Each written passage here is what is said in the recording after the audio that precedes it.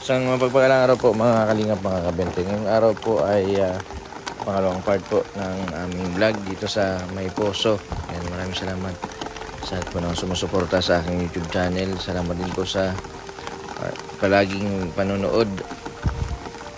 Ngayon po ay nililinisan po namin yung nilagyan ng poso. Ayan, sisimentuin po namin ito. Sana ay maging successful yung gagawin namin nila Rubilin at Reggie. Ngayon po ay araw po ng Sabado, wala po kaming gawa. Pag sa Sabado po ay nagawa po kami dito sa facility. Nagtatanim po kami ng mga gulay para po sa mga beneficiary namin at para din kila Rubilin. Ayan.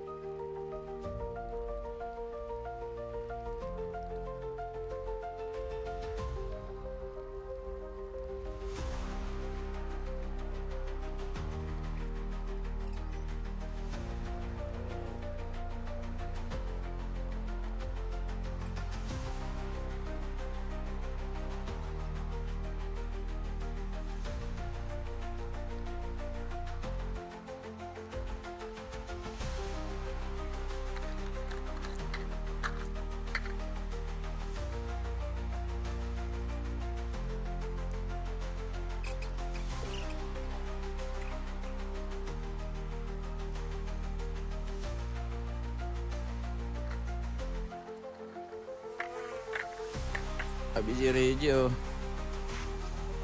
Oh, construction tayo ngayon. Yan, ito na po yung yan namin poso para po medyo maayos-ayos po yung kuhanan namin ng tubig. Yan, kami lang po nagagawa. Okay. Ngayon po ay Sabado. Yan, wala po kaming vlog kaya dito muna po kami sa facility. At least meron tayong kabang na ito, tubig.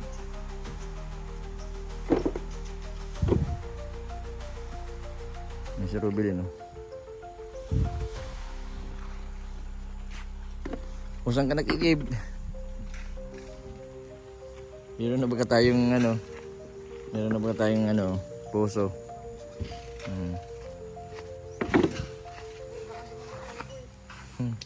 Ah? Ako nang bala niyan mabuhat. Kunti lang.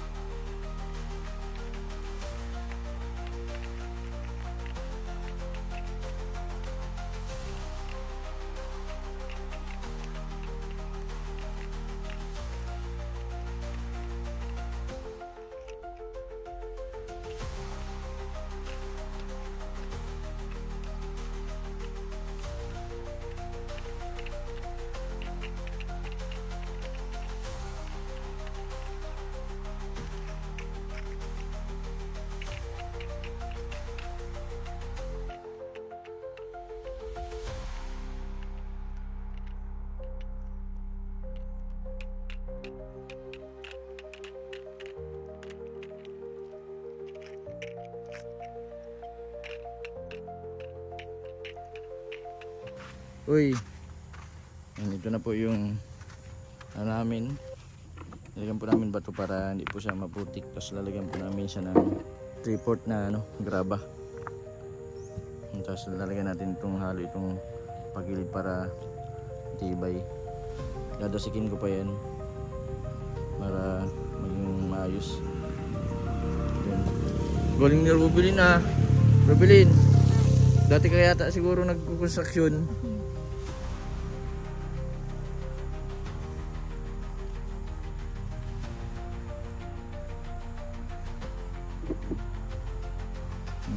Galing.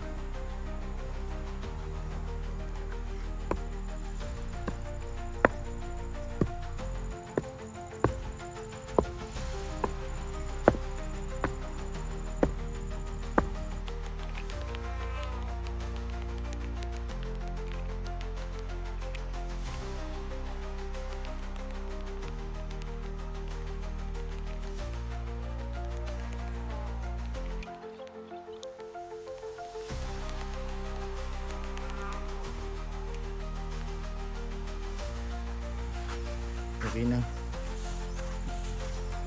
Simintuin ko na lang po yung pagilid para po matibay.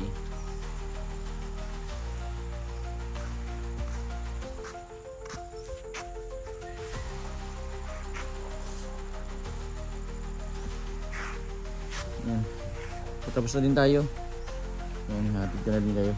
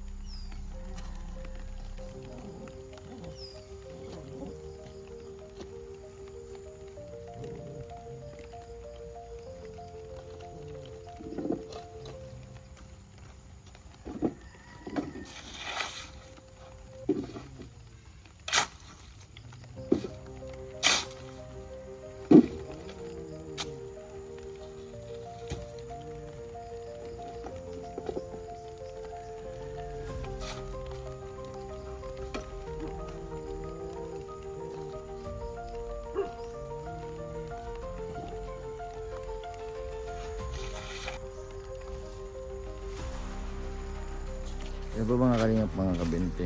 Ito na po yung buhangin na pinadeliver po ni Kapromdi.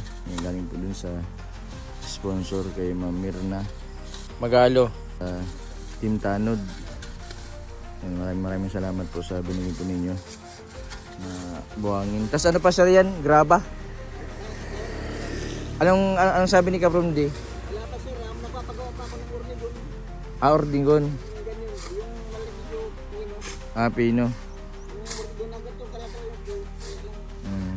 nakahalo man niya sa buhangin. Yung solid. Ornigon po ang tawag daw sir. Mm. Yun na po mga kalingap mga kabente. Ito na po yung gina po namin nila Reggie at Robilin. Yan, okay na po yung poso.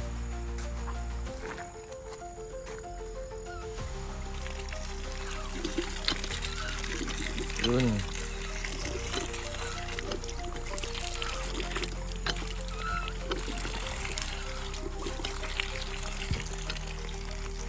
Malaking bagay po itong tubig para po dito sa amin.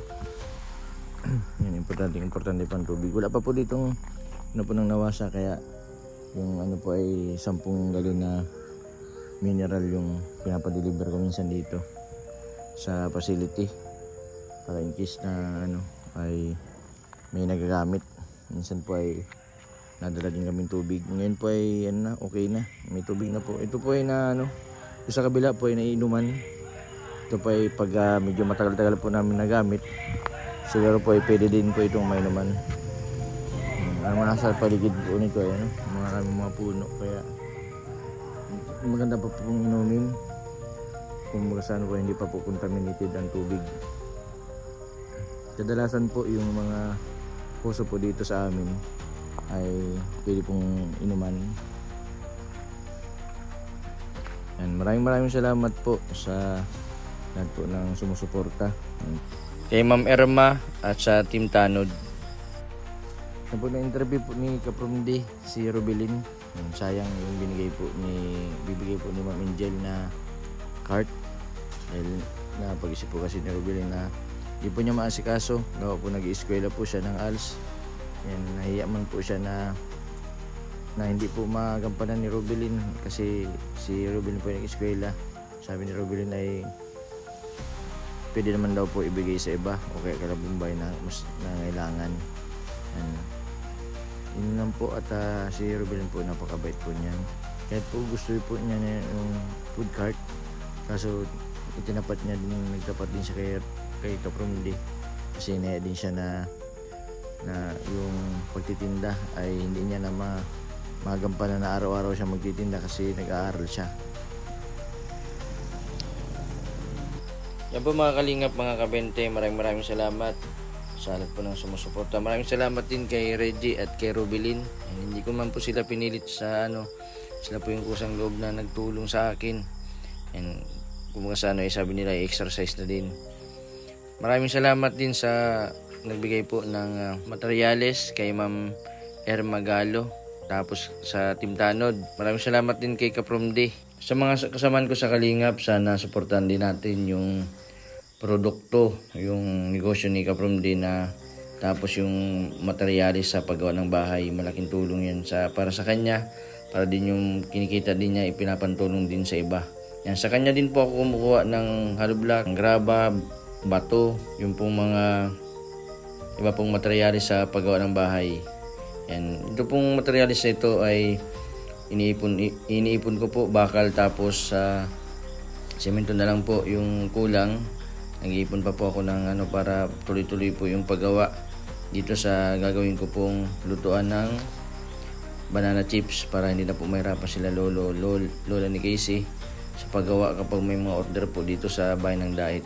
At isa din po yan sa mga hanap buhay nila Robilin at yung iba pa pong mga beneficiary ko na gustong kumita para po sa pamilya nila.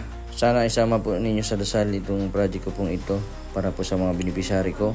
Maraming salamat sa lahat po ng sumusuporta, sa mga viewers ko po na patuloy po na nakasupport at hindi po nag-skip ng ads. Maraming salamat po. Sa mga hindi pa po nakapag-subscribe, pasubscribe po sa aking YouTube channel, sa aking second channel, Kalingap Jason, at sa Mr. 20 Vlog. Maraming po salamat. God bless po sa inyong lahat.